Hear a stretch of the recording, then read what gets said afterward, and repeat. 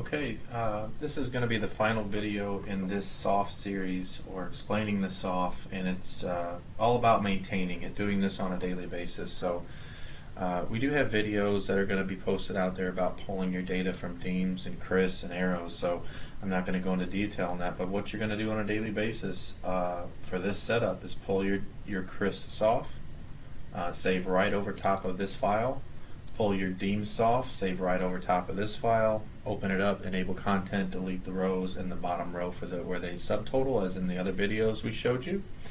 And then the arrows, pull that, save right over top of this, and delete that top row. What I did here in terms of maintaining it, I went into the raw data and just added one random line to each one of these. So it's a unique line. It's not in my reporting system yet. So I'm going to show you how to deal with that. So we have this open here to my Deems SOF by commodity, and I've got my raw data, and you can see it's expanding out. My description table's over here. Move that around wherever you see fit, but I'm going to go ahead and do my refresh like normal. This is what you would do on a normal day. So the first time I refresh, what's actually going to happen, all my pivot caches are going to refresh before my raw data can. So I'm going to hit this twice. Hit it once. Okay, all my raw data has come back in now. I'm going to hit it twice. And what happened is exactly what we want to have happen. We've got a line here that says, define this new Pateo. I've got this thing, I've never seen it before. And then if I go to my BQ SOF by commodity, I see the same thing. I've got a brand new line in here. So what you do, daily basis, no matter how many of these happen that you see, just go ahead and run over to the into your raw data, and it's just good to get into your data to see it on a daily basis. So you can see in the drop down it says define new Pateo.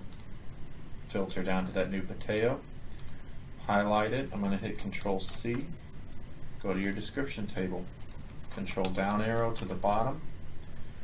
I want you to go ahead and go to the Home tab, paste values, this icon, put it in there.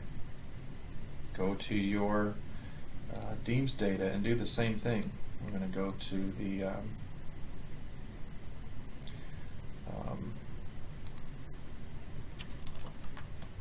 far right here, find in your funds controller, wherever it is, but find that, filter down to where that is.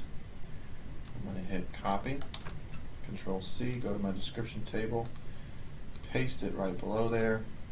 And now I'm going to go ahead and define it. I can see in here, okay, this is BACO 1, this is BACO 1, and all I did was change something in the EEC from another line.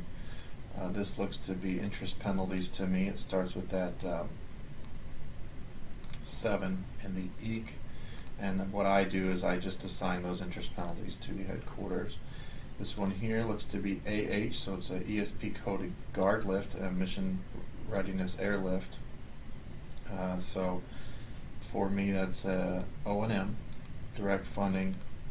So this is going to go into my commodity E, emergency and special programs, and this is assigned to, in this case, this looks like a fly requirement, so I'm actually going to change this. I could do E, or it's just how you want to report it, but it is a cost per flying hour, because for my MDS, 348 kg0 is what the RCCC I need to use when they give me fly funds. So I'm going to label it as flying hour program, and then that's going to go to the maintenance group. Alright, so I've done that. Hit Control Home, I've defined my Pateos, I'll hit save. I'll come back to my Deems status of funds and data tab and refresh. And you can see it disappears immediately. It went through there, it said, okay, I'm going to put that where I want it, where I just told it to put it. And that's all you have to do to maintain this setup on a daily basis. Define your Pateos, put them in the description table, copy and paste values. Don't want to be putting formulas in here. And that's all there is to it, guys. Then of course you go into your normal thing where you're looking at your bottom lines. Okay, am I in balance?